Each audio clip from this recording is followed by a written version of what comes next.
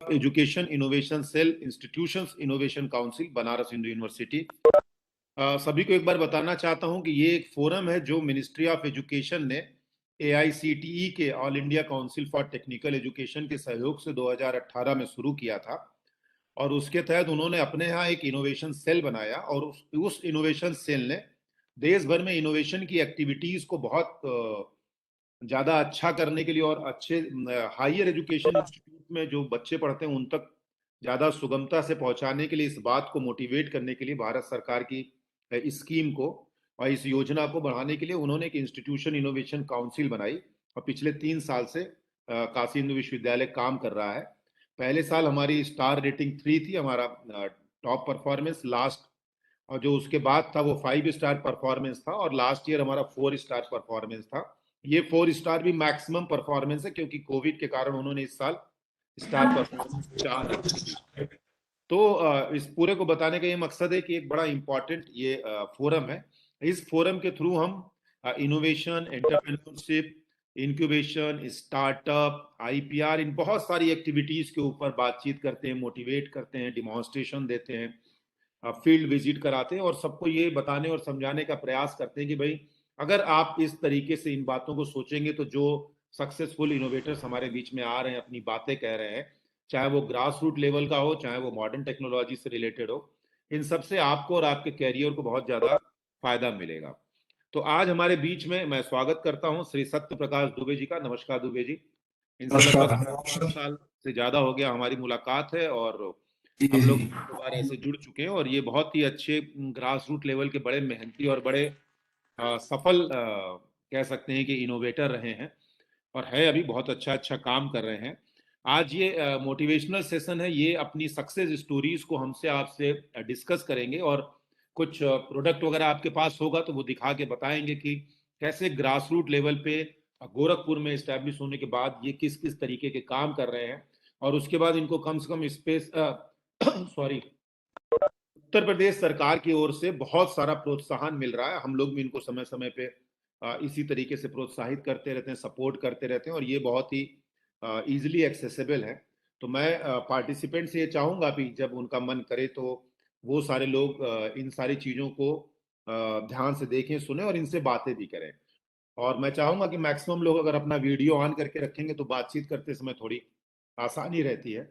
आप सभी का फिर से स्वागत है और मैं सत्य प्रकाश दुबे जी के हवाले ये अगला सेशन करने जा रहा हूँ। सर आप 40 मिनट, 50 मिनट, 60 मिनट, जितना देर चाहे अपनी बातों को बताएं और मैं निवेदन करूंगा कि जो प्रोडक्ट आपने बनाया है उसको बनाने के जो तौर तरीके हैं, उसकी क्या खासियत है, क्या उसमें नया इनोवेशन निकला, इन सब चीजों से अगर बच्चे रूबरू होंगे तो उनको पता चलेगा कि समस्या क्या थी, समाधान क्या था और एक गांव में किसान, खेती करने वाला सज्जन है, वो किस तरीके से इस काम को करते हैं और उनको किस किस तरीके से चुनौतियां मिलती हैं और वो हंसते हुए उन चुनौतियों से सामना करते हैं और फिर आगे बढ़ते रहते हैं। स्वागत। हेलो, शुरू करा सर। आप सभी का 9 वर्ष पर स्वागत है।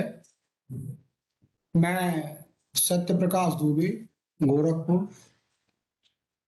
एक ग्रामीण अंचल का रहने वाला इनोवेटर हूँ। विगत कई वर्षों से इनोवेशन के काम में लगे हुए हैं।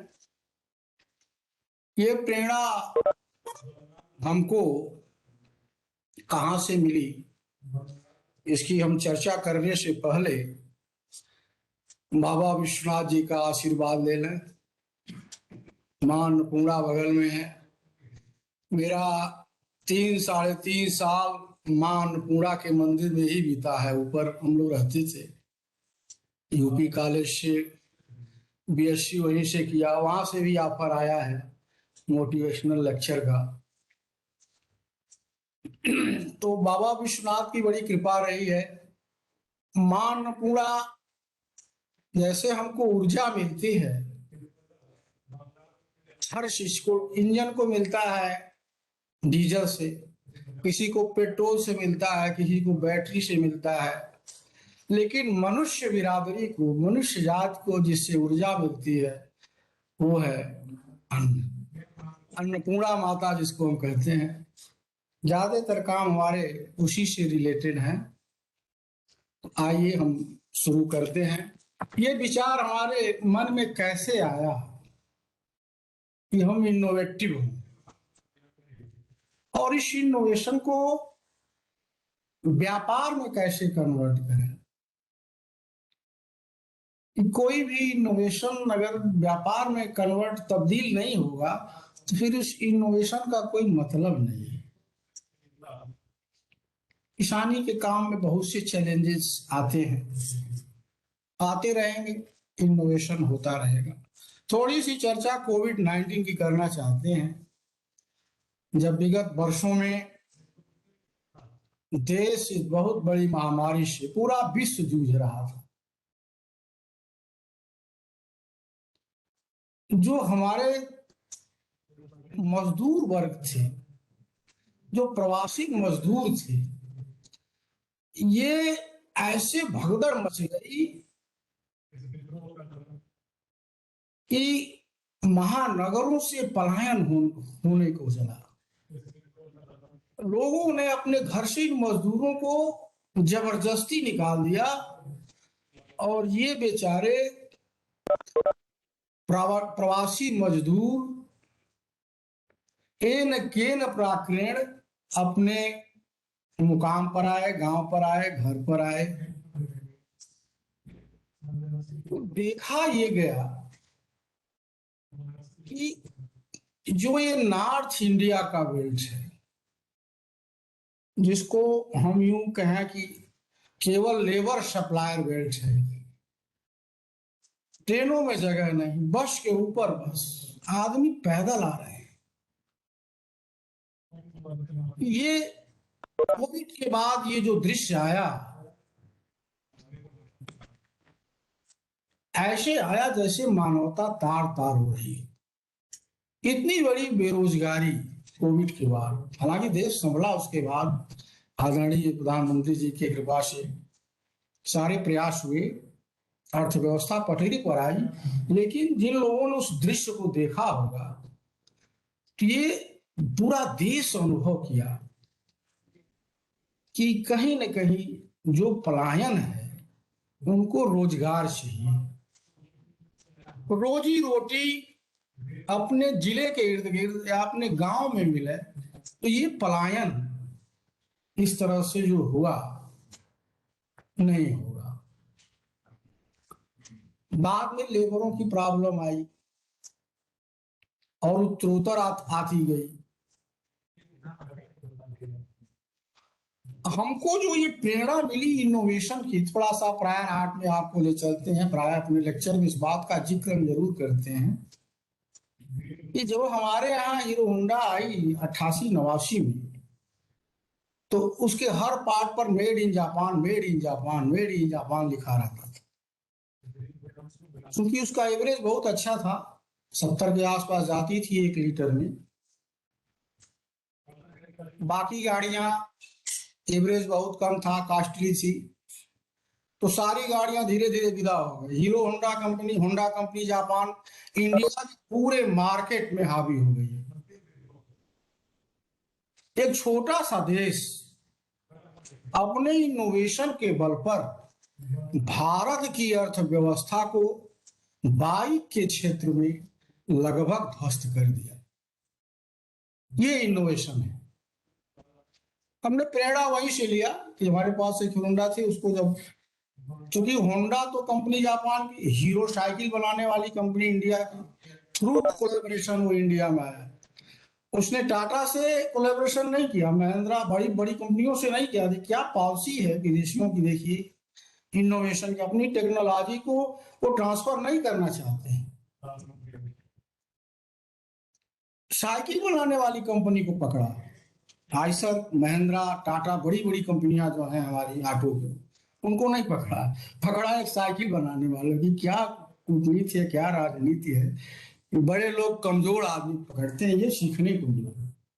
हमको मोटिवेशन वहीं से मिला। हर पार्ट पर made in Japan, made in Japan लिखता था इंडिया में, मेड इन जापान, इंडिया का कोई नाम नहीं। क्योंकि आविष्कार जापान का था, होंडा कंपनी का था। आविष्कार तो दो ही आदमी किए होंगे, इतनी बड़ी कंपनी में नाम होंडा का हुआ। दो आदमी ने, जिन लोगों ने, जो इन्वेंटर थे उसमें होंडा के, मारे पूरी अर्थव्यवस्था को ध्वस्त कर दिया। राजदूत खत्म, बुलेट खत्म, एचडी खत्म, बहुत सी गाड़ियां मार्केट से अपने आप पलायित हो गई। जैसे सुनामी आ गई हीरो होंडा की, हर जगह हीरो होंडा, हर जगह हीरो होंडा। अब चूंकि हीरो साइकिल बनाने वाली कंपनी कुछ कर ही नहीं सकती थी, कारण कि वो पेटेंट था। पेटेंटेड प्रोडक्ट को छेड़ना भी गैर कानूनी है।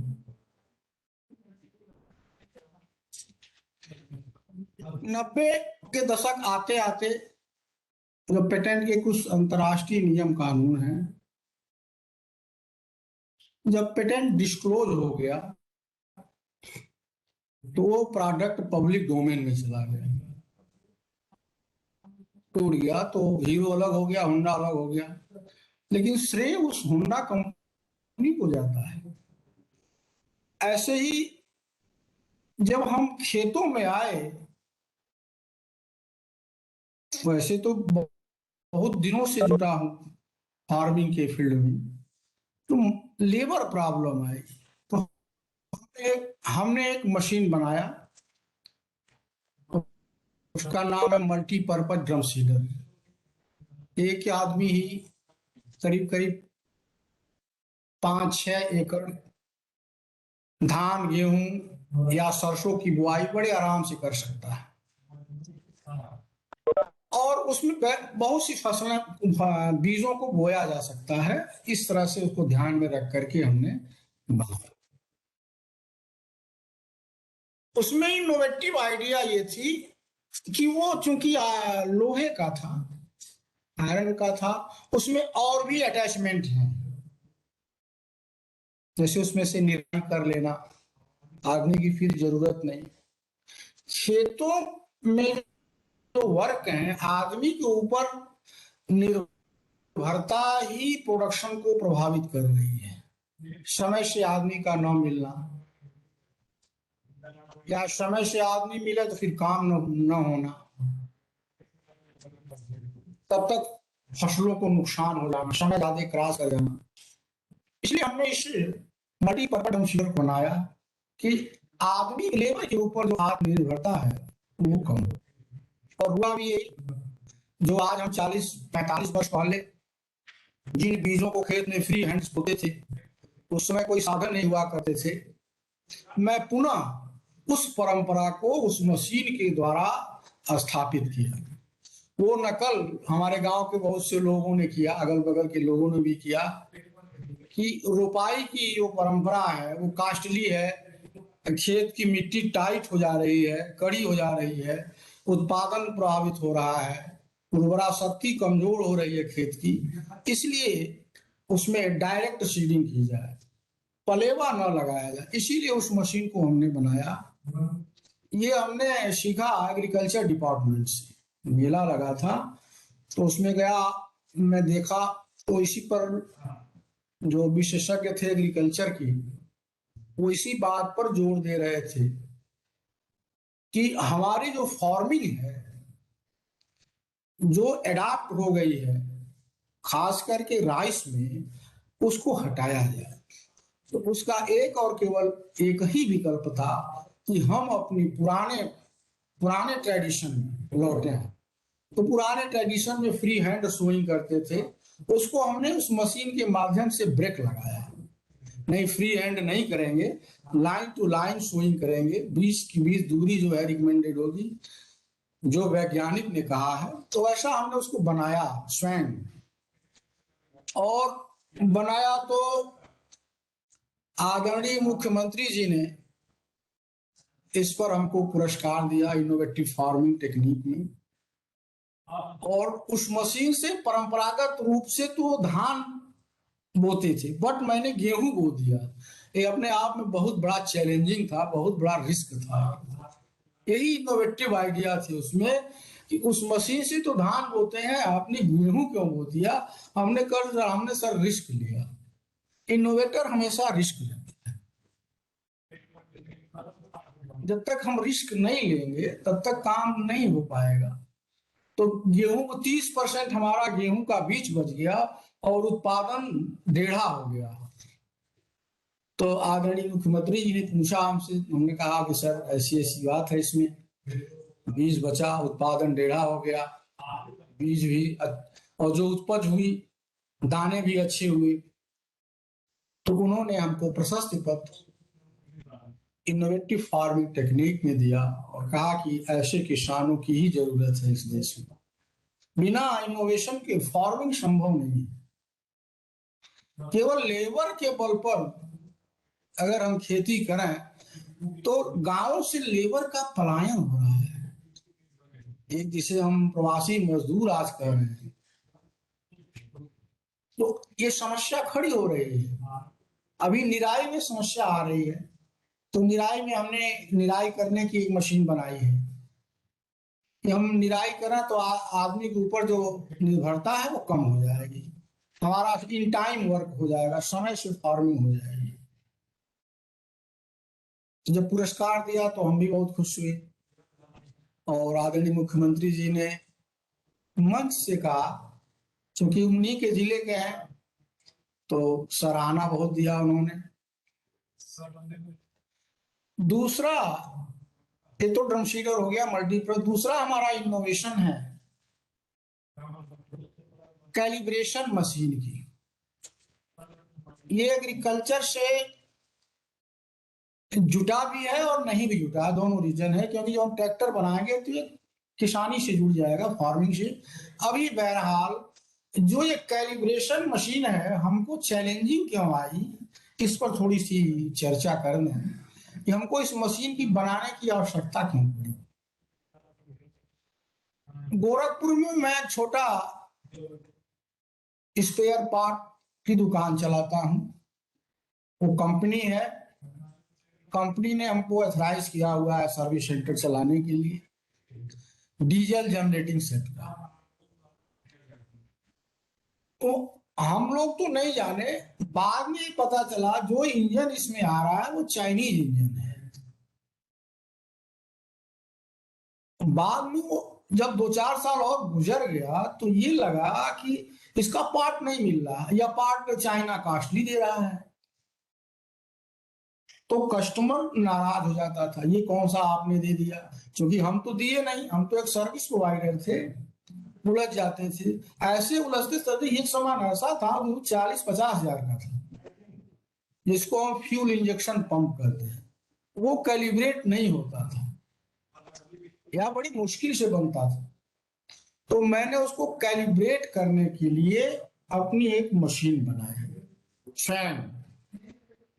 इसमें हमने 3 हॉर्स पावर का एक मोटर लिया और बीच में काउंटर शाफ्ट बनाया हमने, और काउंटर शाफ्ट के ऊपर भिन्न भिन्न गियर को हमने माउंट किया, और बगल में एक प्लेट बना करके जो पंप था चाइनीज, हमने उस पर उसको फिट किया।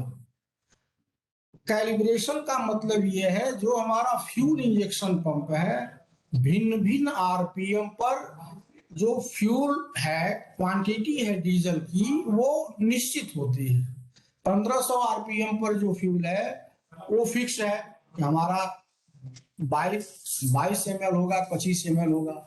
100 आरपीएम पर फिक्स है कि हमारा इतना होगा।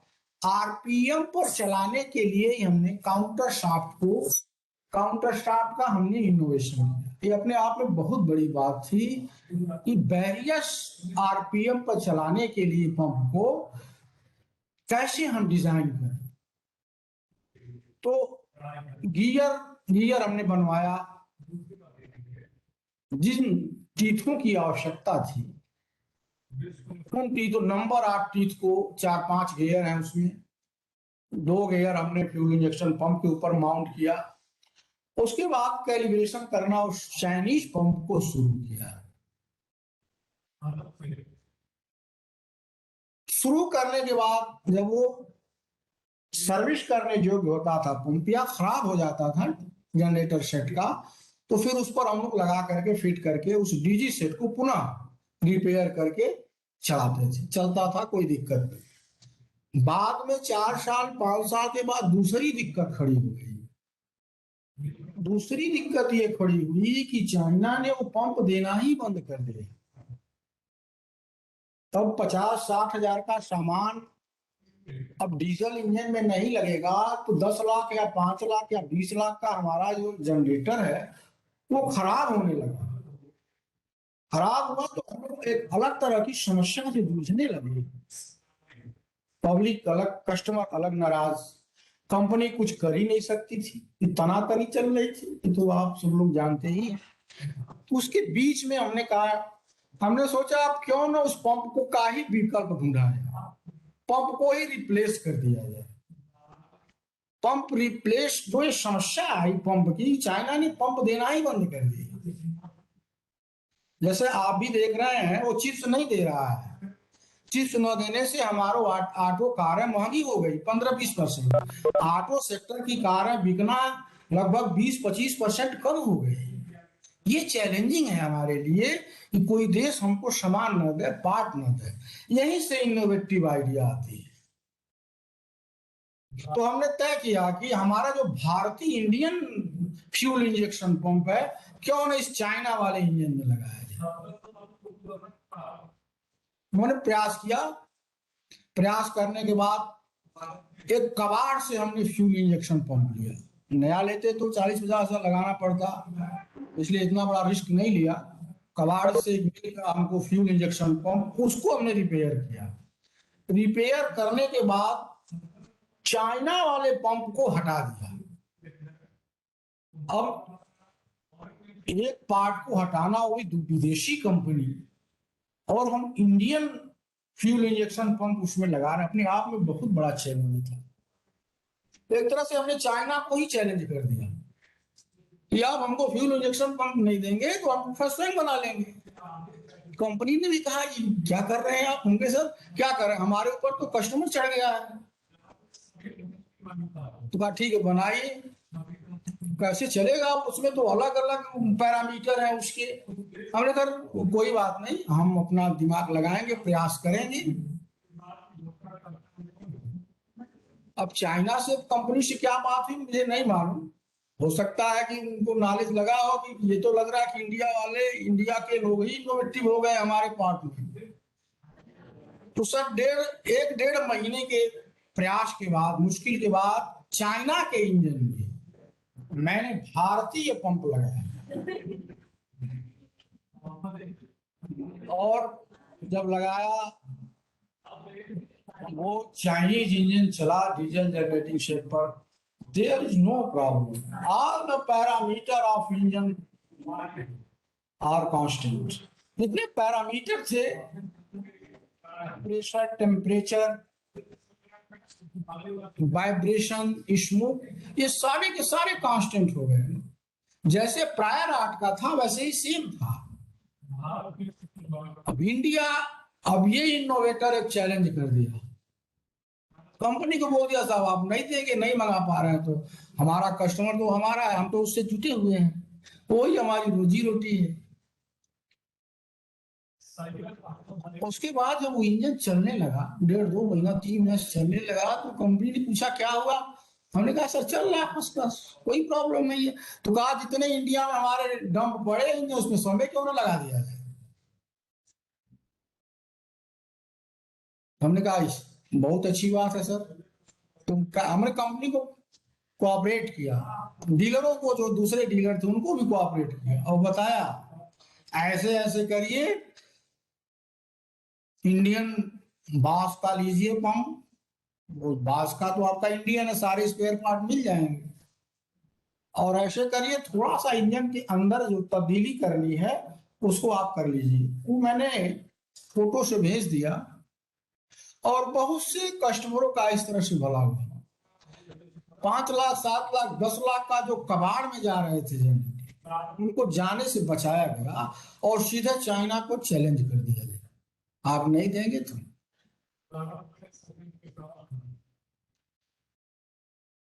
तीसरा हमारा एक और है डीजल इंजन, जिसको पेटेंट कंट्रोलर दिल्ली ने नॉवेल्टी माना है। हमने पेटेंट फाइल किया है उसमें। जिसकी टाइटल है drive arrangement for fuel injection, कि हम पंप को कैसे चलावें।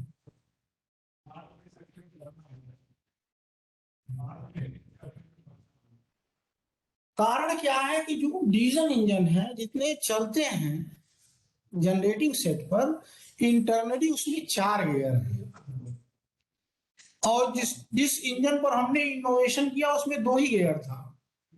बट वो 2 गियर पर वो जो फ्यूल इंजेक्शन पंप था दूसरे मॉडल के थे, जिसमें प्रॉब्लम थी, स्मोक आना, वाइब्रेशन होना,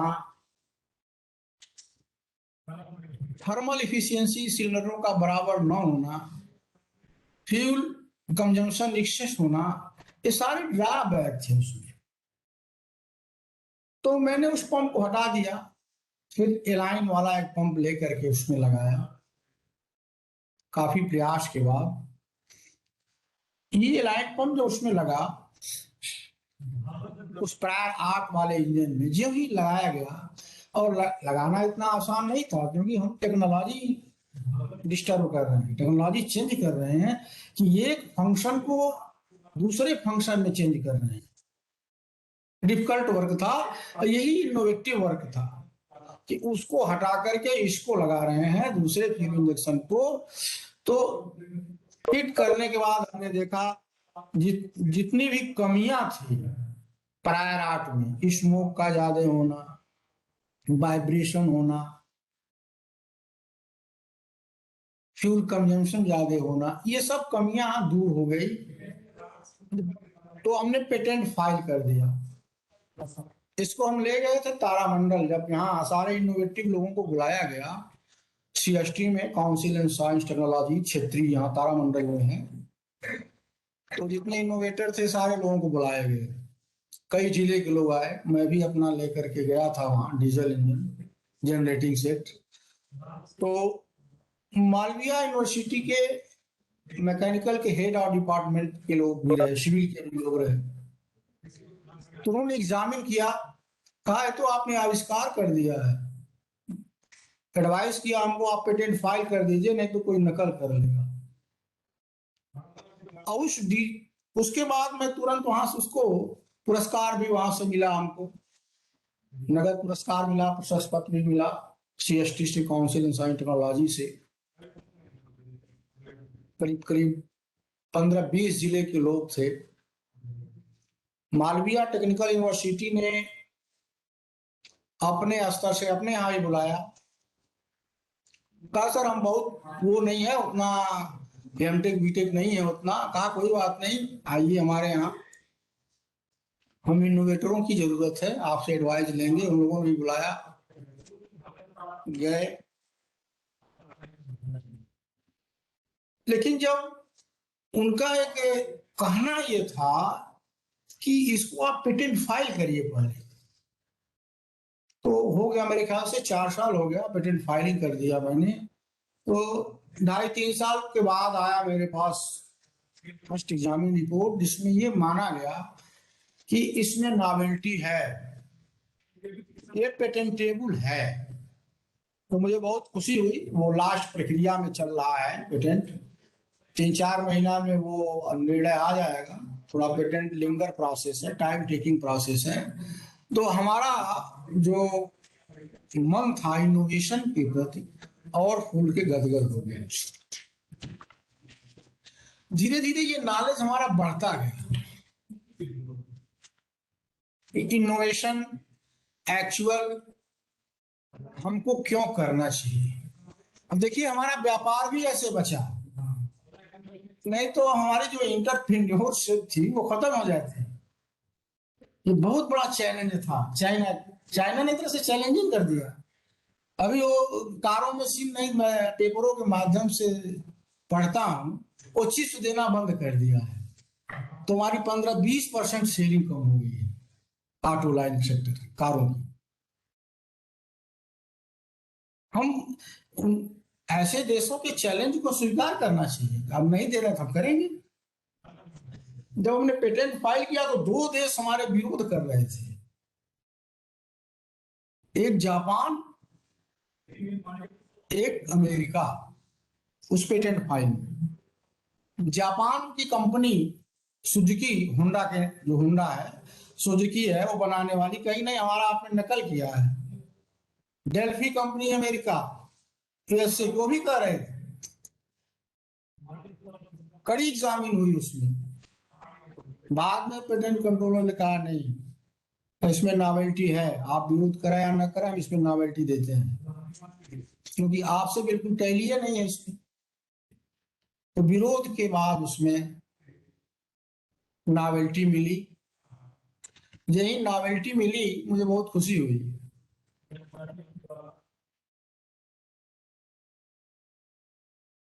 क्योंकि बेसिकली हम लोग तो जमीन से जुटे हुए हैं।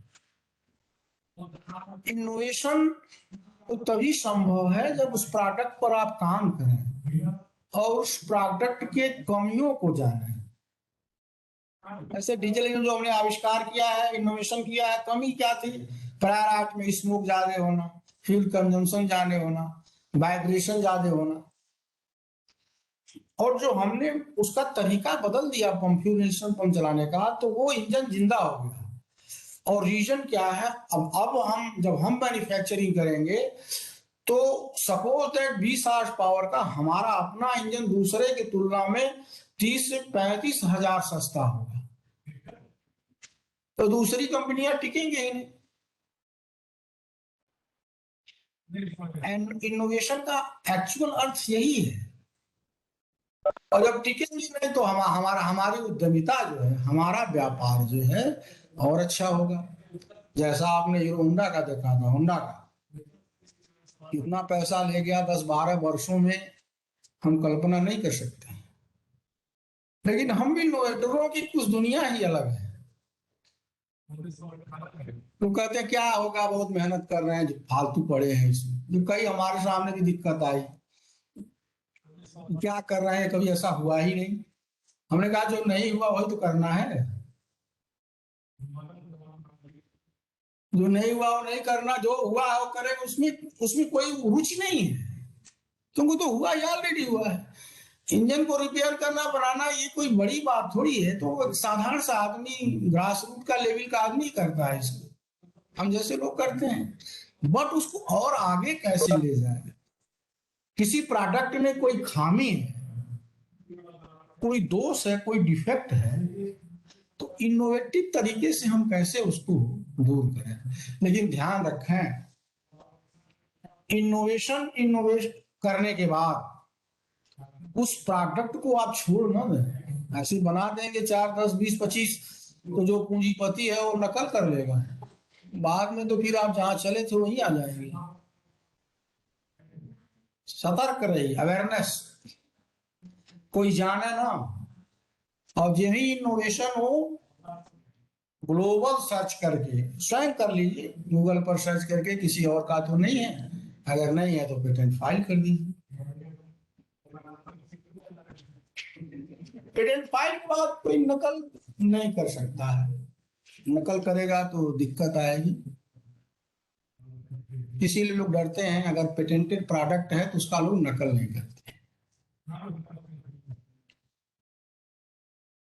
जितनी फैक्ट्रियां हैं,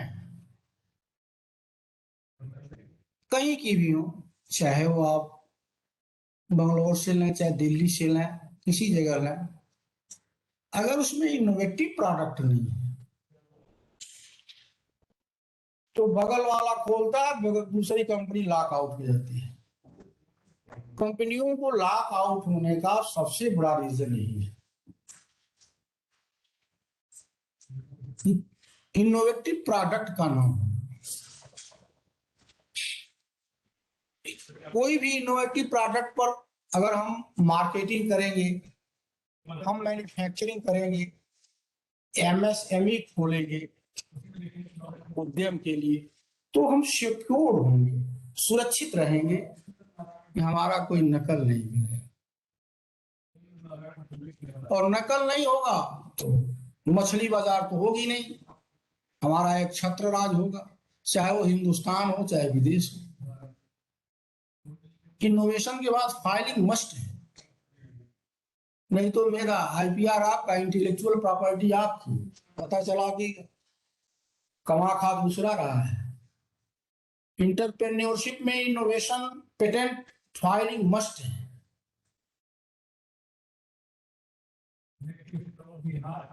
कभी कभी ऐसा भी होता है कि हमने तो इनोवेशन कर दिया, जब उसको इंटेलेक्चुअल प्रॉपर्टी ऑफ राइट मिल जाते हैं तो धाराशायी हो जाते हैं। पता चला कि पहले ही से कोई करके बैठा है, हम जहाँ चले वही आ गए। तो कभी कभी ये भी एक समस्या आ जाती है, लेकिन हिम्मत मत हारिए। समस्या आती है, आने दीजिए। समस्या के साथ आप हार्मोनी कर लीजिए, तारतम्यता बना लीजिए। जब आप समस्या के साथ हार्मोनी बनाएंगे, तारतम्यता बनाएंगे, तो समस्या अपने आप रिजॉल्व हो जाएगी। भागिए नहीं, मेहनत करिए, आराम तलबी। इनोवेशन बहुत ही, अगर आपका एक बार लत लग गई तो फिर छूटती भी नहीं है। अभी हमारे बहुत से इनोवेशन है। 3 तो हमने आदरणीय अरोड़ा सर को भेजा है, उसका फोटो भेजा है, जिसमें एक नॉवेल्टी मानी गई है भारत सरकार द्वारा, पेटेंट कंट्रोलर दिल्ली द्वारा। इन सब के बाद एक चैलेंज मेरे पास और आया कि जो ऑलरेडी कंपनी थी फ्यूल इंजेक्शन की, हमने कहा अगर हम इंजन बनाते हैं तो कैसे हमको मिलेगा वो पार्ट।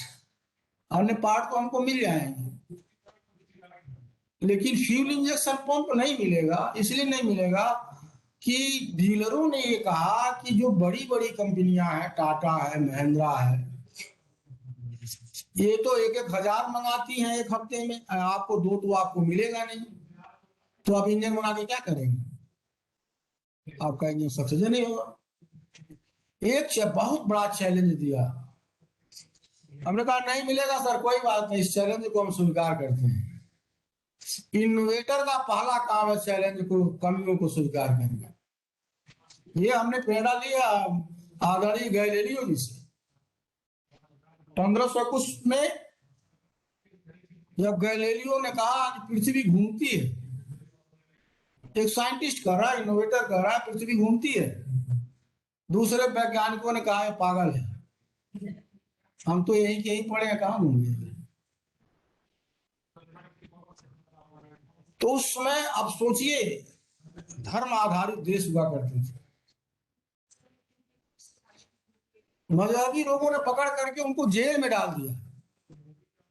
गैलीलियो जबरदस्ती करवाया कि नहीं पृथ्वी नहीं घूमती है। मैं उस गैलीलियो के साहस को सलाम करता हूं। पूरे अपने देश के सामने किसी की बात नहीं माना, जो सत्य थी, अपने अंतरात्मा की बात थी, उन्होंने जो अनुभूत किया वो उन्होंने माना। जेल में डाल दिया, जेल में गैलीलियो जी सड़ते रह गए, लेकिन उन्होंने एक बार जबरदस्ती लोगों ने कहा कि नहीं पृथ्वी नहीं घूमती है, सूर्य घूमता है, क्योंकि हमारे मजहब धर्म के खिलाफ जाता है, वहां के देश के खिलाफ। उन्होंने कहा कि नहीं पृथ्वी नहीं घूमती है, फिर नीचे लिखा कैसे कहूंगी असत्य है। अंत में जेल में ही गैलीलियो जी गुजर गए। पूरे विश्व को ऐसे इनोवेटर से, ऐसे वैज्ञानिक को प्रेरणा लेनी चाहिए। सच्चाई कहते कहते वो मर गए। और देखिए उस देश का, इटली का सर जो है शर्म से झुक गया जब केपलर ने लिखा। केपलर ने कहा नहीं वाकई पृथ्वी घूमती है, क्योंकि गैलीलियो प्रूफ नहीं कर पाए, उनका कोई एविडेंस नहीं कर दे पाए। बाद में केपलर ने प्रूफ किया कि नहीं पृथ्वी वाकई घूमती है, तो उन्होंने ग्रेविटेशनल लॉ ऑफ फोर्स लिखा, थ्योरेटिकली प्रूफ किया कि नहीं पृथ्वी घूमती है।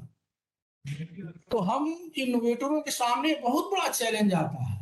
अभी माइक्रोबॉस कंपनी ने, फिर कंपनी का हम आपको नहीं देंगे, कंपनी से बात नहीं हुई, डीलरों ने कहा इनके पास सीएनएफ है, काम सर नहीं दीजिए, मत दीजिए, हम तो बना लेंगे फ्यूल इंजेक्शन कंपनी, और जो जिस चीज के लिए ठान लिया है उसको करके दिखाएंगे। क्योंकि वो आविष्कार तो अब नॉवेल्टी मान लेगा, पेटेंट से या कोई ताकत रोक नहीं सकती। अब दूसरी समस्या ये खड़ी होगी, तो हम तो इंजन बना लेंगे बट हमको फ्यूल इंजेक्शन पंप देगा कौन? तो माननीय आदरणीय अरोड़ा जी को जो मैंने तीसरा व्हाट्सएप किया है वो उसी का है। हमने स्वयं पंप बनाया है और अपने आप में बहुत बड़ा चैलेंज है यह किसी भी कंपनी के लिए। अब कंपनी अरबों खरबों की कंपनी, अब एक इनोवेटर की क्या हैसियत, लेकिन हमारे पास आईपीआर है, आईपीआर है, इंटेलेक्चुअल प्रॉपर्टी हमारे पास है, हम इनोवेटर हैं, हम किसी से डरते नहीं है। जैसे गैलीलियो को मैं अपना आदर्श मानता हूं। बहुत सी समस्या मेरे सामने भी आती, कह दिया इसने मशीन बना दिया तो लेबर तो भाग जाएंगे, रोजी रोटी खत्म हो जाएगी।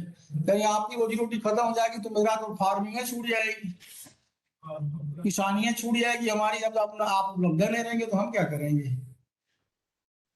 तो तीसरा सबसे बड़ा चैलेंज है, आया कंपनियों ने कहा है आपको 3-4 फ्यूल इंजेक्शन पंप नहीं देंगे, हम तो उसको देते हैं जो हमसे 1,500 इतना खरीदता है। आप तो मार्केट खराब कर देंगे, हम तो वैसे भी मार्केट खराब कर देंगे बना करके सबसे बराबर में। तो हमने नहीं दिया है, उस चीज को हम पेटेंट फाइल करने जा रहे हैं सर, जो हमने तीसरा दिया। बहुत सी चीजों को हमने इलस्ट्रेट नहीं किया, दिखाया नहीं है, दर्शाया नहीं है हमने उसमें, गोपनीयता, पेटेंट की गोपनीयता की वजह से ऐसे चैलेंज आते हैं।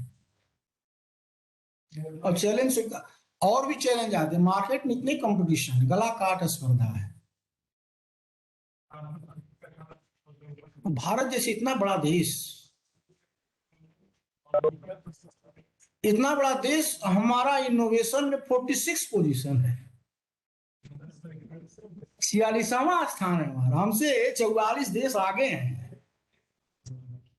भारत सरकार की जो ये मुहिम है इनोवेशन के प्रति बढ़ावा, निश्चित ही एक न एक दिन यह रंग लाएगी, जिसका मैं एक स्वयं उदाहरण हूं।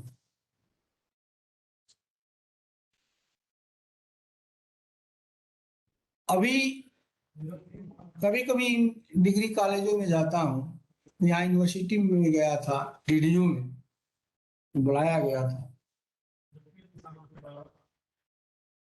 लेक्चर के लिए। आप देखें कि हमारा जो बीटेक है, एमटेक है, जो हमारा टेक्निकल एजुकेशन की जो धुरी है, आज 16-17 लाख सीट है इंडिया में। हालांकि निगेटिव नहीं बोल रहा हूं, सच्चाई बोल रहा हूं। आज सिमट करके 9 लाख 10 लाख भरी जा रही है और उसमें 7-8 लाख वैकेंट जा रही है, खाली जा रही है। एजुकेशन को जब हम इनोवेशन से नहीं जोड़ेंगे तो यही हाल होगा। और हमारा डिजाइन इनोवेशन सेंटर बीएचयू का मैं बड़ा आभारी हूँ। ये समय समय पर आदरणीय अरोड़ा जी इस तरह से क्रियाकलाप कराते रहते हैं। एक छोटे से आदमी को उठा करके एक ग्रास रूट इनोवेटर, बहुत ज्यादा तो एजुकेशन नहीं है, लेकिन इतना कम एजुकेशन के बाद हमने कह दिया कि हम फ्यूल इंजेक्शन पंप स्वयं बना लेंगे, आप क्या करेंगे? तो बनाया और चल रहा है। जिस इंजन बनाया हमारा डीलिंग शेपिंग वेल्डिंग का काम चल रहा है। ये इनोवेशन की ताकत। अगर हम क्यों सर्विस ढूंढेंगे, एमटेक बीटेक बी काम एम काम करके, तो देश में सर्विस कितनी परसेंट है? और सर्विस करके आप होंडा का तो तुलना नहीं कर सकते ना, होंडा जैसी कंपनी हमारी ध्वस्त कर दी अर्थव्यवस्था को। तो सर्विस करके हम चाइना की या अमेरिका की अर्थव्यवस्था को नहीं ध्वस्त कर सकते। हम दूसरे देश की अर्थव्यवस्था को ध्वस्त करके अपनी अर्थव्यवस्था तभी बढ़ा सकते हैं जब हम इनोवेटिव हों, हम एक इनोवेटर हों। इनोवेशन में सबसे पहले मुख्य चीज है, पहले विचार आना चाहिए। विचार आए, उस विचार को आप कार्य रूप में परिणत करें। समस्याएं आएंगी, आती रहेंगी, समस्याओं से तो घिरा है, उसी समस्याओं पर ही इनोवेशन है। अगर हम बीटेक, एमटेक, डिप्लोमा, आईटीआई या जो भी लड़के हैं उनसे हम काम कराएं, काम से जुटे हो, काम करते करते उस काम में पारंगत हो, फिर उस काम में जो भी प्रोडक्ट है उसकी खामियों को जाने, इसमें दोष क्या है या किस दोष की वजह से इसमें प्रॉब्लम आ रही है, उसको इनोवेटिव तरीके से दूर करें।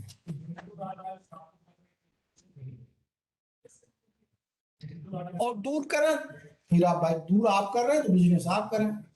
आपके अंदर कोई इनोवेटर होगा तो स्वयं उद्यमी होगा। बहुत से हमने उद्यमियों को देखा है, सुना है उनके हिस्ट्री को, नाम नहीं लेना चाहता, कि ऐसे ऐसे उद्योगपति हुए हैं जो आज के 100 वर्ष पहले चौराहों पर बैठ करके हथौड़ा लेकर के टूल बनाते थे। आज वो हिंदुस्तान के 17वां 18वां धनी है। आज उनकी बड़ी बड़ी इंडस्ट्रीज है और चौराहे पर बैठ करके, क्योंकि वो इनोवेटिव थे, क्रिएटिव थे। नाम लेना उनका प्रचार हो जाएगा, लेकिन जब उनके लड़के अमेरिका से पढ़ करके आए तो वो एज ए डायरेक्टर बनकर के चेंबर में नहीं बैठे, चेयर पर नहीं बैठे। जब छोटी फैक्ट्री बनाई तो भले काम सीखे, आज के 40-45 वर्ष पर अब काम सीखे तो जाकर के चेयर पर बैठे। वो कंपनी ने बहुत से इनोवेटिव प्रोडक्ट है, काम मस्ट है। आप देखें विदेशों की एजुकेशन को देखें, अभी सरकार इस साल लाई है एजुकेशन पॉलिसी, जिसमें ज्यादा से ज्यादा प्रैक्टिकल जोड़ा जा रहा है। अब इस साल से इनोवेशन की तरफ से गवर्नमेंट मोड़ रही है कि थ्योरी तो हम 70 वर्ष से पढ़ रहे हैं, 70 वर्ष से थ्योरी पढ़ते पढ़ते हमारा आविष्कार 46 पोजीशन है। तो अब ये पता चला कि नहीं, अब उलट दीजिए, प्रैक्टिकल कर दीजिए 70%, थ्योरी कर दीजिए 30%। तो जब बच्चे प्रैक्टिकल करेंगे हमारे, तो बिना प्रैक्टिकल के तो इनोवेशन होगा ही नहीं। अगर मैं इंजन नहीं बनाता, रिपेयर नहीं करता, ओवरहालिंग नहीं करता, उसके बाद मास्टर हुआ, तब तो इनोवेशन हुआ। और गवर्नमेंट अब सोचते सोचते 70 साल गुजर गए। इतनी बड़ी आबादी, विश्व की दूसरी बड़ी आबादी में इनोवेशन में हमारा स्थान 46 है। 44-45 देश हमसे आगे हैं, और जो देश हमसे आगे हैं वो डेवलप्ड है, विकासशील देश नहीं, विकसित देश है। अब बिना इनोवेशन के देश का विकास भी नहीं हो सकता। नौकरी करके क्या करे आदमी, एक पीढ़ी बड़ी अच्छी रहती है, दूसरी पीढ़ी वो धाराशायी हो जाती है, फिर कोई पूछने वाला नहीं होता है। और एक इनोवेशन का अगर एक प्रोडक्ट आपका चल चला तो 20 पीढ़ियां बैठ के खा सकती है, और चलेगा क्यों नहीं। आप काम करिए, खामियां जानिए, खामियों को दूर करिए इनोवेटिव तरीके से, और पेटेंट फाइल जरूर करिए। पेटेंट फाइल नहीं करेंगे तो आईपीआर बड़ा क्रूशियल एलिमेंट है, वो कभी कभी धाराशाही कर देता है। बहुत क्रूशियल एलिमेंट है, जहां हम चले वहीं आ जाते हैं।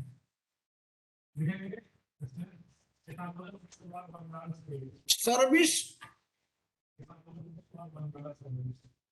आज के इस दौर में जहां किसी गवर्नमेंट का नाम नहीं लेना चाहते कि उन सैलरी देने के लिए सरकार से पूछिए कि आप इन टाइम सैलरी देते हैं, तो शायद ही किसी डिपार्टमेंट का जवाब आए हाँ हमको इन टाइम मिलता है। गवर्नमेंट सोच रही है भली भांति, जो इनोवेशन की मुहिम ये चली है, गवर्नमेंट इस बात को भली भांति सोच रही है कि जर्मन, जापान, चाइना होने के लिए देश को इनोवेटिव होना पड़ेगा, और जब हम इनोवेटिव होंगे तो हमारी अर्थव्यवस्था तो अपने आप सुदृढ़ हो जाएगी। कंपटीटर नहीं चाहिए, वो मछली बाजार नहीं चाहिए हमको। इनोवेशन में कोई कंपटीशन नहीं चाहिए। हम यहाँ का पार्ट अमेरिका में सेल करें, अमेरिका वहां बना न पावे, अमेरिका की सारी संपदा हमारे पास आ जाए उस प्रोडक्ट में। ये इनोवेशन ही कर सकता है। बिना युद्ध जीते, बिना हथियार चलाए इतना पैसा गया होगा होंडा कंपनी में।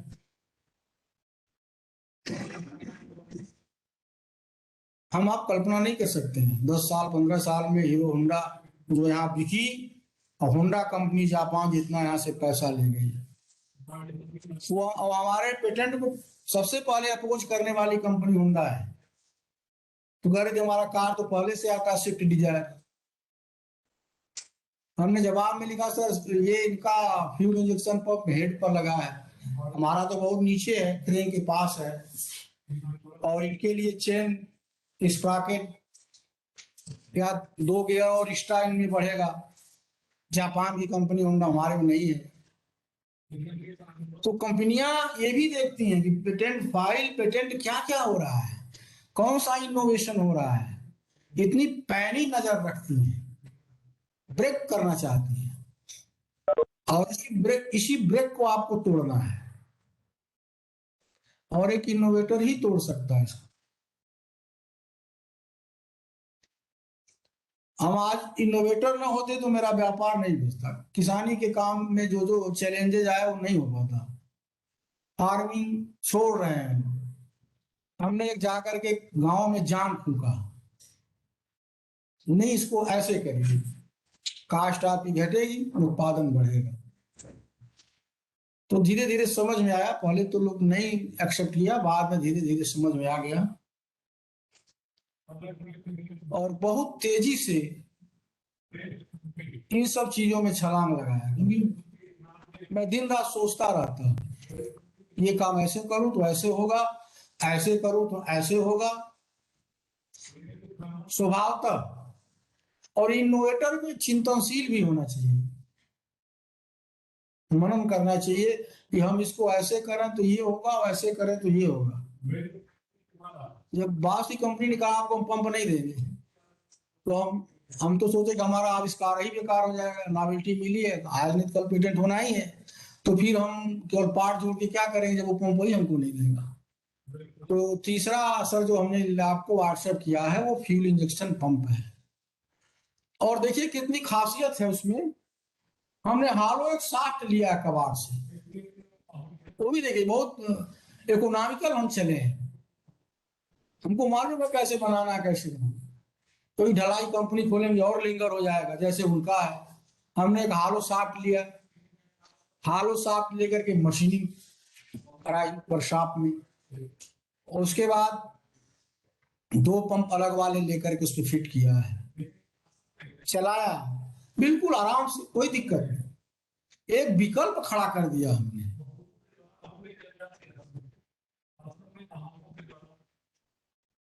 और ये विकल्प नहीं ढूंढता, इनोवेटर नहीं होता तो ये दुकान तो ऐसे लॉक आउट हो जाती है, और खेती में भी मन नहीं लगता, और सर्विस मेरे पास थी नहीं।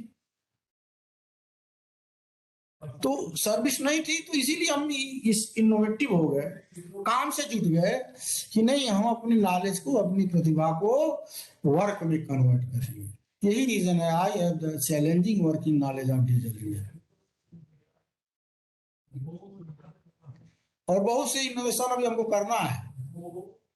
हम ये नहीं मानते कि हमारी अवस्था 58 हो गई, हम तो ये मानते हैं कि इनोवेशन करने के लिए मुझे 80 साल जीना, 80 साल जीना है, और 75 साल की उम्र तक हम इनोवेशन करेंगे और करते रहेंगे।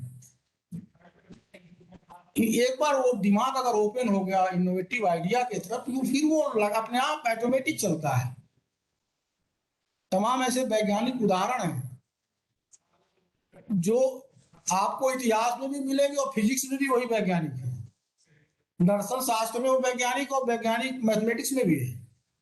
बहुत से वैज्ञानिक हमारे मैथ के और फिजिक्स के, दर्शन शास्त्र के भी वैज्ञानिक रहे। कोई जरूरी नहीं है कि टेक्निकल ही करें, ये कोई आवश्यक नहीं है। विचारों में भी इनोवेशन होते हैं। ये जो फ्यूल इंजेक्शन पंप हमने बनाया है, ये इतनी कठिनाई से गुजरना पड़ा कि हमको ये लगा कि जितना भी हमने, अब कंपनियां भी जानती हैं, समझ गई हैं कि इनको कहाँ ब्रेक करना है। जब उस भाई पेटेंट जब हम करते हैं डीजल इंजन में किसी भी प्रोडक्ट में, तो कंपनियों के ऑलरेडी पेटेंट के एजेंट वहां रहते हैं। हर फाइल को जो ही वो पब्लिश होती है, वो वॉच करते रहते हैं कि एक हम तो एक आम आदमी है, साधारण से आदमी है, अब उनके पास तो सारे संसाधन हैं। हमने बट ये शो कर दिया, एक दिखाया एक आम आदमी, एक कॉमन आदमी, जमीनी आदमी इतनी बड़ी बड़ी कंपनियों को इनोवेशन के बल पर चैलेंज किया। और मुझे बड़ी खुशी हुई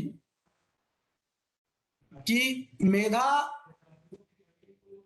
की कमी नहीं है। IIT BHU DIC बड़े मेधावी छात्र हैं, ऐसा नहीं है। मेधा उनकी है, पैसा दूसरे का है। अब वो जमाने लग गए कि लक्ष्मी जी सरस्वती जी के पास आएंगे, आपके पास IPR है, पेटेंट कराइए, कोई आइडिया है, लक्ष्मी अपने आप दौड़ के चली आएंगी। बड़े बड़े उद्योगपति दौड़ के आपके पास आएंगे, और किसी को दीजिए नहीं। यही तो है, आम आदमी देश का बड़ा है। आदरणीय प्रधानमंत्री का ये सपना है, आम आदमी, पैसा आम आदमी के हाथ में होना चाहिए, जिसके पास एक्चुअल में मेधा है, लेबर करता है। क्योंकि देश की दुर्दशा हम सब लोगों ने कोविड में देखा है। आज भी अब व्यापारी सशंकित हो गया, जो दूसरी या तीसरी लहर आने जा रही है माइक्रोन की, अब इसमें हर वर्ग चिंतित है। लेकिन उसको एक स्वावलंबन भी है कि हम एक दो लहरों से निपट चुके हैं, अब हम अनुभवी हो गए हैं, अब हम अभ्यस्त हो गए हैं। लेकिन वो दिन नहीं भूलता जब करोड़ों करोड़ों का हुजूम महानगर छोड़ दिया। फैक्ट्रियां ऑफर दे रही, आओ भैया, आओ काम पर आओ। वो लेबर हमारा नहीं लौटा, प्रवासी मजदूर थे, तत्काल नहीं लौटे। बाद में जब अर्थव्यवस्था पटरी पर आई गए, तो जो फैक्ट्री चला रहे थे, उद्योग धंधे, उनको भी ये महसूस हुआ कि भाई अगर हम इतनी कम से कम पैसा तो दें इनको कि 2-3 महीना झेल जाएं, वो 1 महीना नहीं झेले। दूसरी लहर इतनी तेजी से पलायन हुआ है। कंपनियों ने बाद में सपोर्ट किया है, अर्थव्यवस्था पटरी पर आई। लेकिन आपने देखा पूरी अर्थव्यवस्था ठप। हम सर्विस करते हैं किसी कंपनी में, कंपनी प्रोडक्ट बनाती है, बट आप दूसरे को क्यों देते हैं? हमारा मेन मकसद यही है, इंटरप्रेन्योरशिप यही है कि सबसे पहले आप काम को करिए। काम, हम जब जापान जैसी कंपनी को नाम बार बार लेते हैं, इसीलिए कि वहां फिजिकल लेबर जाते हैं। अब हमको ये किसी टीवी में देखा था, फ्रांस के या कहाँ के राष्ट्रपति से मैजिक में अपने हाथ से सूटकेस उठा करके उस मैजिक लोड कर रहे हैं। ये काम की प्रेरणा कैसे मिलती है? शुक्रिया हूं उस टीवी वाले, टेलीविजन वालों की, कि राष्ट्रपति के सूटकेस को, लगेज को उठा करके मैजिक में रख रहे हैं।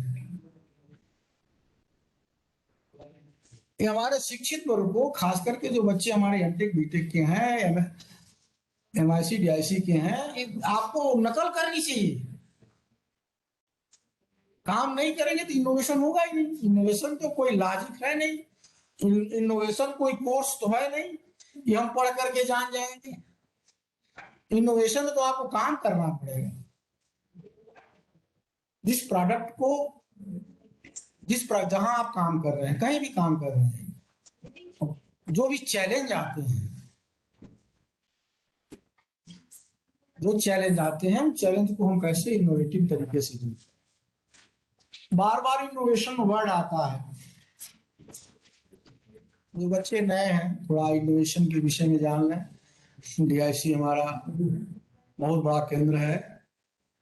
इनोवेशन में हम कोई नया प्रोडक्ट नहीं बनाते।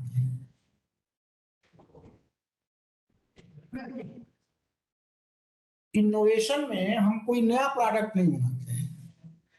बने बनाए प्रोडक्ट में हम कुछ ऐसा कर देते हैं, the product get the new value. हम कुछ ऐसा कर देते हैं, ऐसा जो करते हैं उसी को इनोवेशन कहते हैं।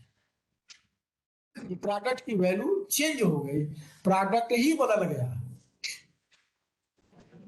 और उस प्रोडक्ट में इन्वेंट्री स्टेप होना चाहिए, मस्ट है। इन्वेंट्री स्टेप होगा तभी नॉवेल्टी आपको मिलेगी, तभी वो पेटेंट होगा। तो इनोवेशन में कोई हम नया प्रोडक्ट नहीं बनाते। आसान है हमारे लिए करना, हम नया प्रोडक्ट बनाएंगे तो और दिक्कत है। तमाम हमको एसेट ढूंढने पड़ेंगे, इंफ्रास्ट्रक्चर लेना पड़ेगा, तमाम इतना कॉस्टली हो जाएगा कि आदमी भाग जाएगा।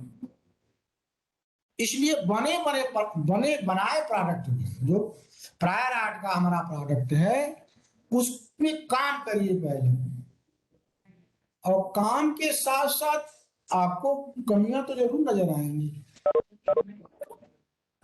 और उस कमी को आप इनोवेटिव तरह से दूर करें। नॉवेल्टी उसमें होनी चाहिए, उस पर आप व्यापार करिए।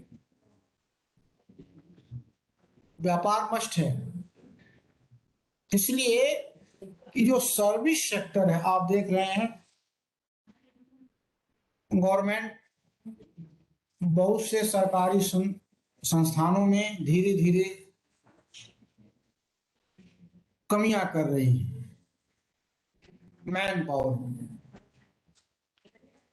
क्योंकि हमारे संसाधन अनावश्यक रूप से खर्च हो रहा है। और कितनी परसेंट नौकरी बची ही है, यही नहीं कहीं भी, ऐसा नहीं है कि यही है, कहीं भी देखिए। तो हम चाइना की बात करते हैं, तो चाइना का बीटेक एमटेक लड़का नौकरी नहीं ढूंढता, वो इनोवेशन करता है। इसीलिए मार्केट भरी पड़ी है चाइना से, पूरे विश्व की। ठीक है, उनसे हमसे कुछ तनी तना चल रहा है, बट यहाँ हम नौकरी ढूंढते हैं। सर्विस मिल जाए तो क्या आराम है, सर्विस मिल जाएगा कोई टेंशन नहीं है। बची कितनी है, ये हमारे युवा पीढ़ी को समझना चाहिए इस बात को। आप स्वयं देखिए इसको, किसी समझाने की, किसी बरगलाने की जरूरत नहीं है। आप काम करिए, किसी भी हमारी सर्विस ही आपको मिल गई, वहां काम करिए, किसी भी प्रोडक्ट पर काम करिए, उसकी कमियों को जानिए। और भी जैसे हमने इस साल परंपरागत ट्रेडिशनल खेती हमने नहीं की है, राइस की। किसी सज्जन ने हमको राय दे दिया कि आप काला नमक बोइए। हमने कहा क्यों? उन्होंने कहा इसमें जो शुगर की मात्रा है, जीआई जो जिसको बढ़ा देता है, वो कम है, 48% है, और दूसरे चावलों में 70 से ऊपर है। उन्होंने केवल एक इनोवेटिव आइडिया हमको दिया। मैंने क्या किया कि 2 एकड़ अपना बो दिया काला नमक चावल। अब कहाँ 100 रुपया किलो, कहाँ 30 रुपया किलो। देखिए, केवल उन्होंने यही कहा, आजकल लोग शुगर के पेशेंट कम उम्र में ही हो जा रहे हैं। तो हमारे दिमाग में आया कि क्यों ना ऐसा किया जाए, चावल ज्यादा इफेक्ट करता है शुगर को, रोटी इतनी नहीं करती है, तो हमने काला नमक बो दिया, अच्छा दाम भी मिला, और पूरे साल भर के लिए जो हम 30 रुपया किलो घर का चावल खाते थे, आज 100 रुपया किलो का काला नमक चावल यूज कर रहे हैं, खा रहे हैं। देखिए, एक आदमी ने दिया, इसमें जीआई कम है, ग्लाइसेमिक इंडेक्स होता है जो शुगर को बढ़ाता है, इसमें 50 से नीचे है इसका, और दूसरे चावलों में ज्यादा है, 60 है, किसी में 70 है। तो हमने उसको प्रैक्टिकली किया कि अलाइस को 1 हफ्ता करते हैं अपना काला नमक खा करके, फिर अपना शुगर लेवल टेस्ट कराते हैं, और वाकई स्टैंडर्ड निकला। पोषक तत्व भी ज्यादा थे। एक इनोवेटिव आइडिया उन्होंने दिया कि पोषक तत्व ज्यादा है, कॉपर ज्यादा है, आयरन ज्यादा है, तो क्यों बोलते हैं दूसरे, किसको बोलिए, वो दिया, और उसका लाभ मिल रहा है परिवार को। नकल क्या हुआ कि 1 साल बाद करीब करीब 20% किसान बोलती है, भैया जब हम बोना ही है हमको, तो हमको दूसरा क्यों बोला, हम भी काला नमक बो दे रहे हैं। एक ही इनोवेटिव आइडिया समाज को प्रभावित करती है, धीरे धीरे सुधार होता है, और आदमी को हमेशा इनोवेटिव भी होना चाहिए, कुछ न कुछ नया करते रहना चाहिए।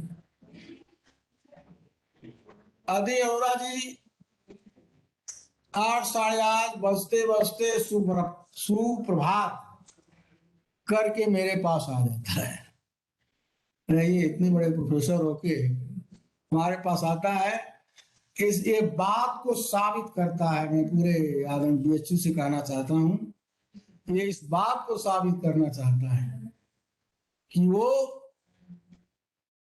गांव किसान की प्रतिभा को जिंदा रखना चाहते हैं, बहुत बड़ी बात है। और मैं आज इनोवेशन में जिंदा हूं तो उन्हीं की देन है, ये भी सच्चाई है। तो कोई जानता है वो इनोवेशन का नाम ले लेते कि क्या होता है, किसी इंटर कॉलेज में चले गए, कहते क्या होता है, पता नहीं क्या होता है, ये तो कोई बात नहीं है। तो हम समझाते हैं उनको, अपने अपनी जो देशज भाषा है इनोवेशन की, उसको कहते हैं जुगाड़। ग्रास रूट इनोवेटर अच्छी तरह से जानते हैं, हम जुगाड़ लगा दिए इसमें, हमने इसमें जुगाड़ कर दिया है, हम भारतीय लोग उसको जुगाड़ करते हैं, और अमेरिका के लोग उसको इनोवेशन करते हैं, बात वही है। ऐसा नहीं कि हम उसको नहीं जानते थे, जानते थे, बट हमको कोई प्लेटफॉर्म नहीं मिला। हम इतना बड़ा इनोवेशन करके जब वो डीजल इंजन में ले गए सीएसटी यहाँ तारामंडल में, तो हमने तो कहा हमने खिलवाड़ किया है, तो हम नहीं कुछ जानते हैं, ऐसे कर दिया, हो गया अपना। तो यूनिवर्सिटी ने कहा अरे ये तो आपने आविष्कार कर दिया, इधर का पंप उधर लगा दिया, तो फंक्शन चेंज हो गया। और जब फंक्शन चेंज होता है तो ये आप इसको पेटेंट फाइल करिए। देखिए हमने लगाया जुगाड़, बट जब ही हम क्वालिफाइड लोगों के बीच में गए, जो लोग वेल क्वालिफाइड थे, तो हनुमान जी की तरह हमको अपने बल का एहसास कराया, नहीं यही अब तो इनोवेटर है।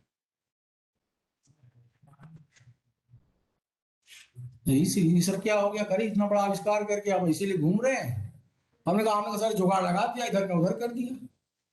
ये हमारी देशज भाषा है, जो हम कहते हैं जुगाड़, ये हमारी देशज भाषा है, इस पर ध्यान देना चाहिए। बहुत से हमारे इनोवेटर हैं ग्रामीण लेवल के, और भी इनोवेटर हैं जो कहते हैं हमने जुगाड़ लगा दिया। जुगाड़ लगाने को ये हमारी देशज भाषा है। चाइना में चाइना में या अमेरिका में कहते हैं इनोवेशन, हम इंडियन ग्रामीण परिवेश के लोग कहते हैं जुगाड़ लगा दिया। तो वो हमारा जुगाड़ वाला इंजन आज पेटेंट हो रहा है, हम नॉवेल्टी मानी गई, तो विश्व में मैं अकेला आदमी हूं जो dry management for fuel injection, अकेला आदमी हूं। नॉवेल्टी वैसे नहीं मानी जाती है। तो किसी का नहीं है, तो हम तो जुगाड़ समझ रहे थे उसको। तो हम जिस परिवेश में रहते हैं वहाँ जुगाड़ ही जानते हैं, लेकिन यही हमको प्लेटफॉर्म मिला। आदि होगा जी, कई बार बुलाया, जाते जाते भी हैं वहाँ, पिछली भी जाते हैं उन्होंने। और 8:30 बजते बजते आ जाएगा सुप्रभात। मतलब एक यूनिवर्सिटी के प्रोफेसर ग्रामीण लेवल के आदमी के परिवेश को ऐसे चिपके हैं जैसे हम सोना हूं उनके लिए। और मैं याद दिलाना चाहता हूं सर कि एक अभी तो हमारे 3 इनोवेशन हुए, तीनों पर हम काम करते हैं। कम से कम जीते जी हमारे 20-25 इनोवेशन होंगे, लेकिन थोड़ा सा सपोर्ट चाहिए सर। अब दिमाग में अब 58 वर्ष की ईयर में लगता है कि दिमाग अब ओपन हुआ है इनोवेशन पर, क्योंकि थोड़ी सी सपोर्ट मिल गई। नहीं तो हम करके ऐसे रहते, हम भी जानते हमने जुगाड़ कर दिया है और इंजन ऐसे कैसे पड़ा रहता। बट थोड़ा सा प्लेटफॉर्म मिला, आज ग्रामीण परिवेश का आदमी इनोवेशन के बल पर अंतर्राष्ट्रीय हो गया, जिसका नतीजा एंटरप्रेन्योरशिप हमारी बची रही, उद्यमिता हमारी बची रही, और आगे की उद्यमिता भी बरकरार है कि हम इंजन बनाएंगे, श्योर इंजन बनाएंगे। और इंजन हम ग्रामीण कृषि क्षेत्र के लिए बनाएंगे। तो किसानों को जो दुर्दशा है मैं देखता हूँ, स्वयं जिया हूं अपने जीवन में, तो उसी जरूर मैं करूंगा। कितनी ताकत है इनोवेशन में। और एक्चुअल वैज्ञानिक मैं समझता हूँ इनोवेटर ही है सर। क्यों? जमीन से जुटा हुआ। हम जो इनोवेशन करते हैं वो दैनिक कार्य के लिए है। ऐसा हमने इनोवेशन नहीं किया कि किताब में पढ़ाया जाएगा, चलो ये थ्योरम बन गया, फिजिक्स का एक, केमिस्ट्री की एक आर्टिकल बन गई। ऐसा नहीं, हमारे इनोवेशन समाज की समस्याओं को हल करते हैं।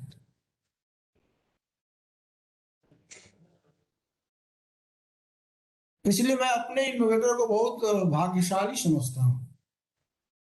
जैसे हमको प्लेटफॉर्म मिलता गया, यूनिवर्सिटियां लगभग, कई यूनिवर्सिटियां बुलाती हैं, डिग्री कॉलेज ही बुलाते हैं। अभी 2 डिग्री कॉलेज में इनोवेशन पर ही सर लेक्चर है, व्याख्यान है कि अब अब ये लोग महसूस कर रहे हैं डिग्री कॉलेज की इनोवेटिव वर्ड बीएससी एमएससी तक लाया जाए।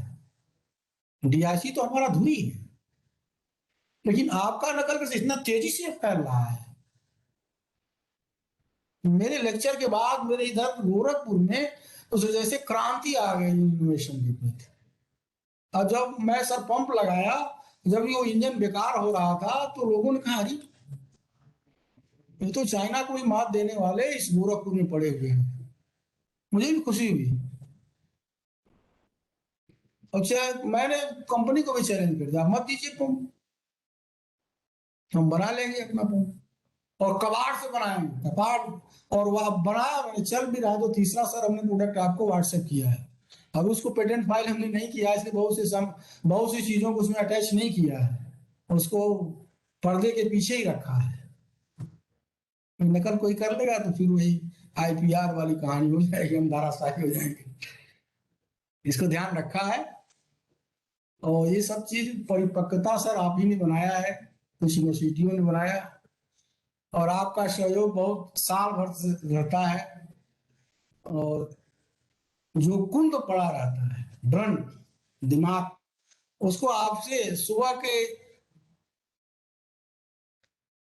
के प्रणाम प्राणायाम से, प्रभात से सुप्रभात करके, जो ही सुप्रभात आता है मुझे बाबा विश्वनाथ की याद आती है, अन्नपूर्णा की याद आती है। बहुत संबल मिला है सर। बाबा अन्नपूर्णा के मंदिर में ही रहा 3.5 साल, वही शिक्षा किया बीएससी की। बहुत इमोशनल अटैचमेंट रहा। व्यापार इनोवेशन से कैसे जिंदा है और कैसे किया जाए, अगर मैं इनोवेटिव ना होता तो लॉक आउट हो जाता काम हमारा, खेती भी छूट जाती। अब हमारे और भी जो पटीदार हैं, हम ही को देख करके बाहर तो कमाते हैं, लेकिन खेती के समय आ जाते हैं, कहते हैं कि बड़ पद में भैया लगते हैं, भैया देख रहे हैं कर रहे हैं आकर के, हम भी करेंगे, बैग वापस आ गए। और भी काम अपना करते रहते हैं, लेकिन अब वाच करते हैं खेती में। करोड़ों की खेती की प्रॉपर्टी छोड़ करके 10,000 की नौकरी करता है। बुरा न मानिएगा सर, हमको बहुत आश्चर्य होता है, पेपर के माध्यम से जानते हैं, न्यूज पेपर के माध्यम से। आपके यहाँ तो बड़ी अच्छी बात है, 15 लाख 20 लाख बीटेक का लड़का पैकेज पर गया, लेकिन किसी ऐसे इंस्टीट्यूट का लड़का 2 लाख के पैकेज में गया जो बीटेक है, बड़ी शर्म आती है। क्यों? तो लड़का नौकरी ढूंढता है। 15 लाख 20 लाख 10 लाख तो समझ में आता है, बीटेक करके 2.5 लाख 3 लाख के पैकेज में गया, ये नहीं समझ में आता है। ये शो करता है कि पढ़ते वक्त ही बच्चे की मेंटेलिटी सर्विस पर है, उसको उससे कुछ होने वाला नहीं है। आज के परिवेश में सर्विस से कुछ नहीं होना है।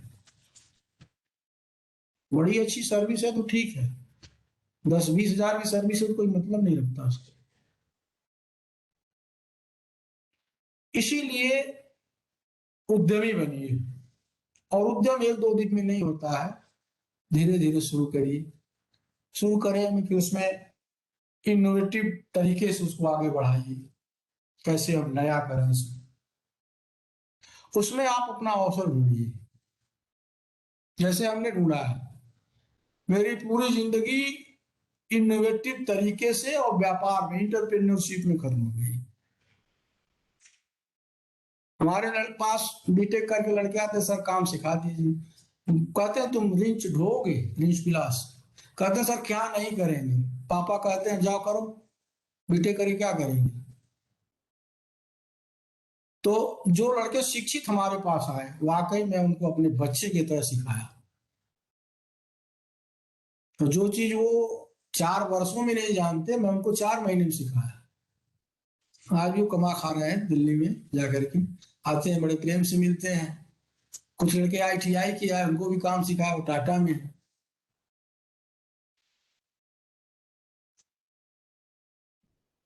वो काम से जुट करके अगर व्यापार करेंगे, नौकरी ठीक है, नहीं पैसा नहीं होता है, बात सही है बीटेक करने के बाद, लेकिन कुछ दिन कमाइए, 2-4-5 साल कमाइए, 10 साल कमाइए, जहां कुछ अर्जित कर लीजिए, उसके बाद थोड़ा सा दिमाग इधर उद्यम की तरफ लगाइए।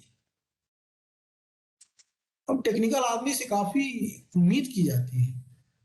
इनोवेशन तो उन्हीं का है, जब होंडा कंपनी में जो मैकेनिकों ने आविष्कार किया होंडा का, वो तो टेक्निकल थे।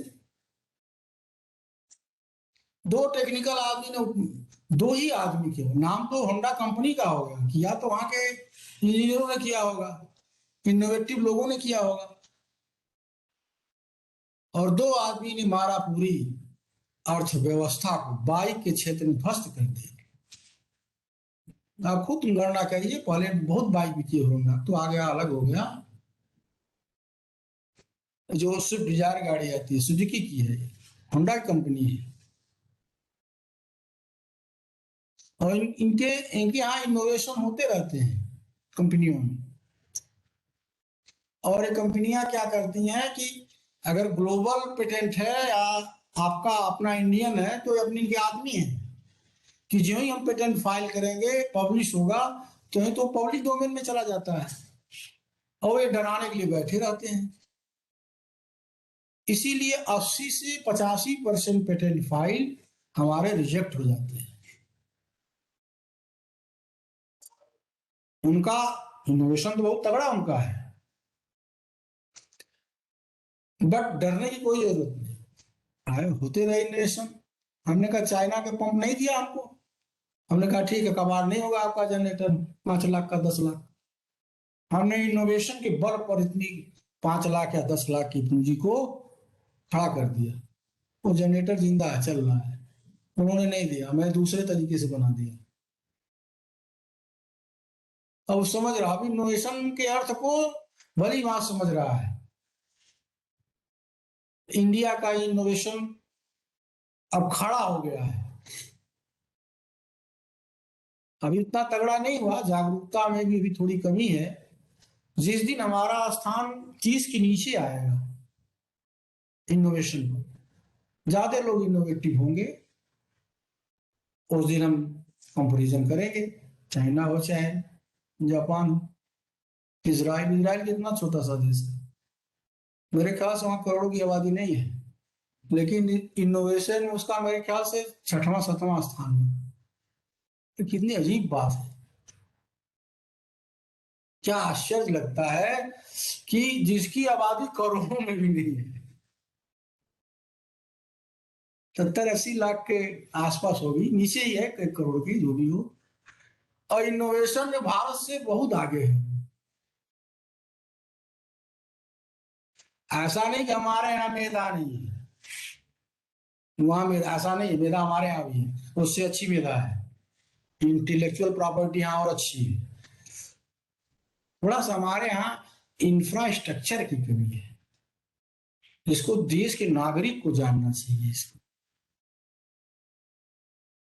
ठीक है, पढ़ने में आप 4 घंटा 8 घंटा खर्च करते, एक थ्योरम पढ़िए, कोई थ्योरम पढ़िए, चाहे वो फीस का हो चाहे किसी भी चीज का। आप सोचिए कि वैज्ञानिक ने इसको क्यों लिखा, क्या कारण था, वो थ्योरम लिखा, थ्योरम बनाया, और थ्योरम बनाया फिर उसको प्रूव किया। क्या उसको जरूरत पड़ी सब करने की? यही आप क्या प्रश्न लगाएंगे, तो यही आपके अंदर एक इनोवेटिव आइडिया आएगी कि इस समस्या को सॉल्व करने के लिए इसने बनाया। ये समस्या हमारी सॉल्व हुई तो वैज्ञानिक हो गए, उनका और नाम हो गया वैज्ञानिक, चाहे इनोवेटर। मेरे ख्याल से अब हमको अब लगता है कि 60 वर्ष के बाद ही परिपक्व इनोवेटर होता है, 60 70 80, जब तक उसका हाथ पांव चलता है, जीवन की कठिनाइयों से जूझता है, सीखता है। अब कठिनाई हमको ना आई होती डबल सिलेंडर इंजन में स्मोक देना, धुआं देना, वो इंजन का लगभग फेल्योर होना, तो शायद drive arrangement for fuel injection pump की आइडिया हमारे दिमाग में नहीं आती। आइडिया आई, समस्या आई, उस समस्या को हमने रिजॉल्व किया। और एक बात और बताना चाहते हैं कि हमारे साथ और 2 मैकेनिक काम कर रहे थे। जब मैं 6 महीना उस पर रिसर्च किया कि ऐसे करें वैसे करें, तो जो बगल के साथी तो गए, होता ही नहीं है, ये सब आज तक हुआ नहीं, कहाँ से हो गए। मतलब प्रोत्साहित करने वाला कोई मिला ही नहीं, अकेला आदमी। लेकिन जो थ्योरी थी, ये खास करके मैं इन बच्चों से कहना चाहता हूं कि जितनी भी थ्योरियां लिखी जाती हैं वो प्रैक्टिकल करके लिखी जाती है। चाहे एनसीईआरटी की किताब हो, चाहे बीएससी की किताब हो, कोई भी किताब हो, वो प्रैक्टिकल करके लिखी। टेक्निकल जितनी भी किताबें हैं प्रैक्टिकल का, हवा में नहीं लिखी जाती कोई चीज। अब चूंकि प्रैक्टिकल की हुई चीज आपको ब्लैक बोर्ड पर पढ़ाई जाती है, तो आधा तो समझ में आएगा, आधा नहीं आएगा। क्यों? कि प्रैक्टिकल करके अगर बताया जाता इनोवेटिव तरीके से तो ज्यादा समझ में आता। प्रैक्टिकल की हुई किताब, ब्लैक बोर्ड किताब तो लिख दी गई, नोट भी लिख दिया गया, जो बच्चे अच्छे हैं मेधा में उनको याद हो गया, जो नहीं आया रट लीजिए। लेकिन जो प्रैक्टिकल करके लिखा गया वो प्रैक्टिकल दिखाया ही नहीं गया। यही हालत है बीटेक का। एनसीईआरटी की बुक में कहीं भी आप जाएं, जो आप, हम इतना बड़ा देश जो समस्या से जूझ रहा है इंटरप्रेन्योरशिप से, वो यही है कि हमारे बच्चे, तो प्रैक्टिकल चीज तो पढ़ा दी गई ब्लैक बोर्ड पर, book to blackboard, blackboard to book, but वो प्रैक्टिकल नहीं हुआ। अबे जब तक प्रैक्टिकल नहीं होगा तो इनोवेशन कैसे होगा? इसलिए प्रैक्टिकल मस्ट है। थ्योरी से, थ्योरी भी पढ़िए, ऐसा नहीं है, क्योंकि थ्योरी तो छोटे में समझा दी जाती है, लेकिन उसको आप प्रैक्टिकली भी करिए।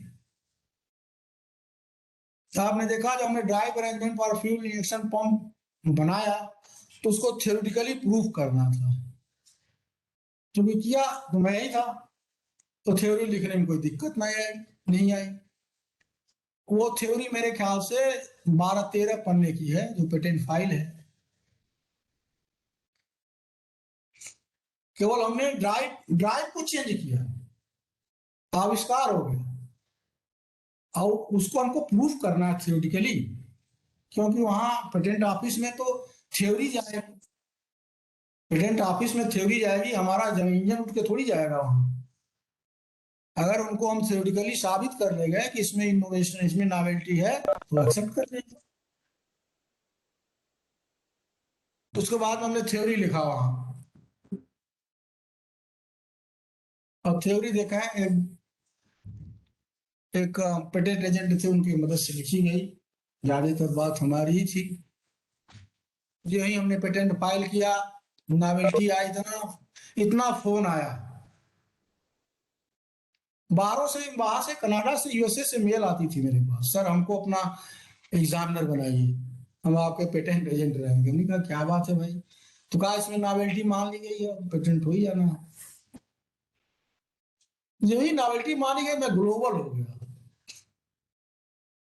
तब मुझे इस ये आवश्यक महसूस हुआ कि वाकई बिना इनोवेशन के कोई भी देश आगे नहीं बढ़ सकता है। जितनी विकसित देश हैं वो बहुत ज्यादा इनोवेटिव है।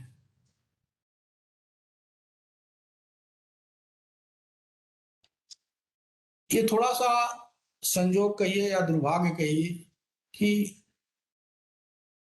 हम लोगों के पास उतना पैसा नहीं था, नहीं तो डीजल इंजन का कारखाना गांव में लग जाता। सरकार से प्रयासरत हैं, तो ये एक्चुअल जो लोग शिक्षा से भाग रहे हैं नहीं भागते, क्योंकि वो शिक्षा का यूटिलाइजेशन अपने आंख के सामने देख रहे हैं।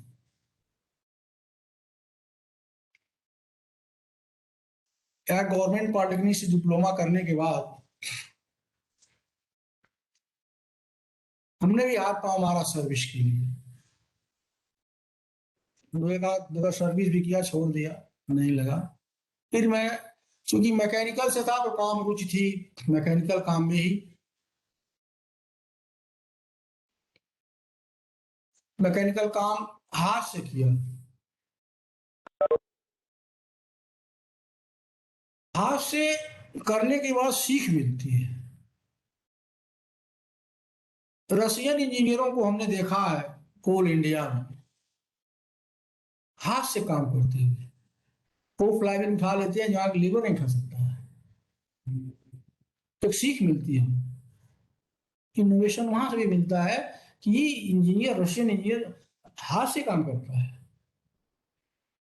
एक और हम निवेदन करेंगे कि हमारा टेक्निकल एजुकेशन आईटीआई के ऊपर डिप्लोमा बीटेक, यहाँ क्या है, वर्क हैंडलिंग नहीं है। हाथ से काम करना गवर्नमेंट ने पता नहीं क्यों मना कर रखा है, विदेशों में ऐसा नहीं है। टेक्निकल एजुकेशन आज पीछे होने का भी बहुत बड़ा रीजन है कि हमको काम लेना चाहिए, काम भी है ही नहीं है, वर्क हैंडलिंग गवर्नमेंट ने नहीं रखा है। अब गवर्नमेंट का अपनी इश्यू है अपने। तो उद्यमिता, इंटरप्रेन्योरशिप अगर हमारी जिंदा है तो इनोवेशन के बल पर है। और बहुत सी कंपनियां के प्रोपराइटर, मालिक आज के 40-50 वर्ष पहले के इतिहास केवल एक लेबर के रहे हैं, वो इनोवेटिव रहे, इंडस्ट्रीज खड़ा कर गए।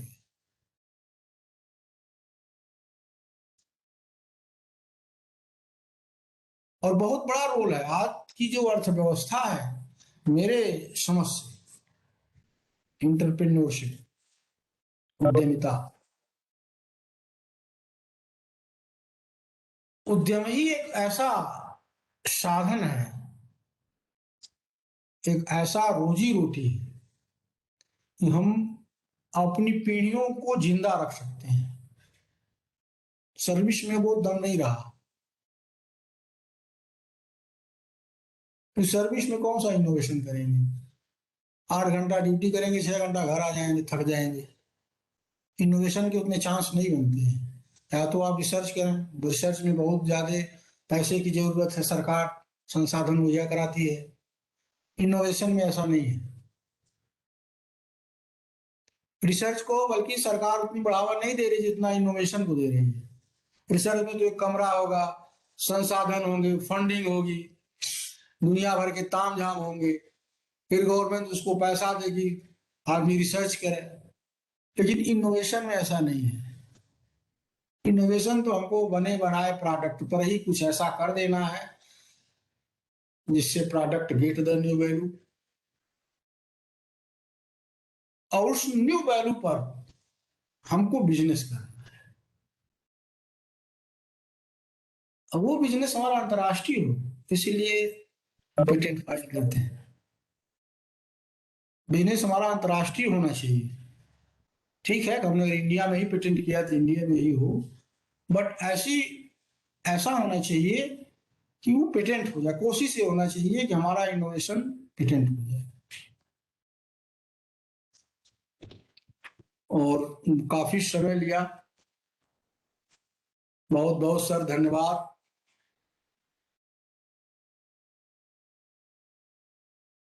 ऐसे ही आप इनोवेशन के प्रति